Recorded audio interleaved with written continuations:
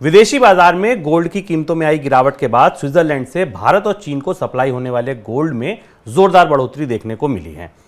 आंकड़ों की माने तो अगस्त के मुकाबले सितंबर के दौरान स्विट्जरलैंड से गोल्ड के निर्यात में 43% का उछाल आया है और 191 टन गोल्ड का एक्सपोर्ट हुआ है। एक्सपोर्ट होने वाले इस गोल्ड में अधिकतर सप्लाई भारत को हुई है।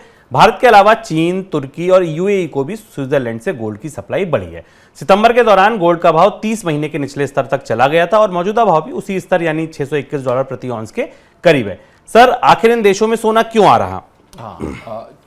ऑन द शो में एक चीज़ और आज हम विस्तार से भी इस पर भी चर्चा करेंगे कि ब्रिटेन में जो हो रहा है, ब्रिटेन की अर्थव्यवस्था में जो हो रहा है, उसका दुनिया के लिए क्या मतलब है और भारत और दुनिया के अन्य देशों के लिए उससे क्या नसीहतें मिलती हैं। लेकिन सबसे पहले बात त्यौहार की, कल धनतेरस है और बात सोने की। इस समय दुनिया में सोने के दो बाजार चमक रहे हैं, एक शंघाई का गोल्ड मार्केट और इस्तांबुल का ग्रैंड बाजार। इन दोनों बाजारों में लंदन की वॉल्ट से और स्विट्जरलैंड की वॉल्ट से निकलकर सोना जा रहा है। एक दिलचस्प सा रुख हमें अंतर्राष्ट्रीय सोने के बाजार में दिखाई दे रहा है।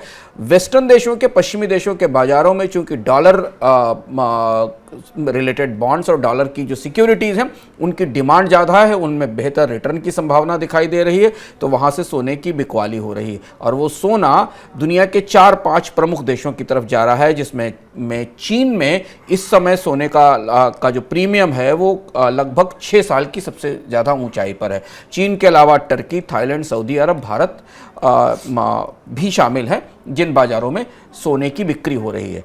लंदन मेटल एक्सचेंज की जो लंदन बुलियन मार्केट एसोसिएशन की जो वॉल्ट्स हैं, वहाँ से अप्रैल के अंत तक 527 टन सोना निकला है जो इन सारे बाजारों में गया है। और इसलिए अब दुनिया के सोने के बाजारों में चर्चा है कि अगर आप सोने की मौजूदा मांग का मिजाज परखना चाहते हैं, नब्ज पकड़ना चाहते हैं, तो शंघाई के गोल्ड एक्सचेंज को देखिए या इस्तांबुल के ग्रैंड बाजार को देखिए। और जब सोना आगे जाता है तो चांदी भी उसके पीछे पीछे आती है और इसलिए एशियन मार्केट्स में, खासतौर से भारत के बाजार में चांदी की भी मांग तेजी से बढ़ी है। सोने का ये रुख पश्चिमी देशों के अपने के तौर तरीके से जो इस समय बाजार में दिख रहा है उससे बिल्कुल अलग है।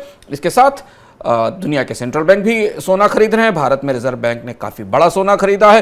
टर्की ने अपने गोल्ड अगस्त में करीब 8 से 9 टन के आसपास सोना अपने गोल्ड रिजर्व्स में ऐड किया है। तो ये दिलचस्प घटनाक्रम दिवाली से ठीक पहले में दुनिया के सोने के बाजारों में दिखाई दे रहा है।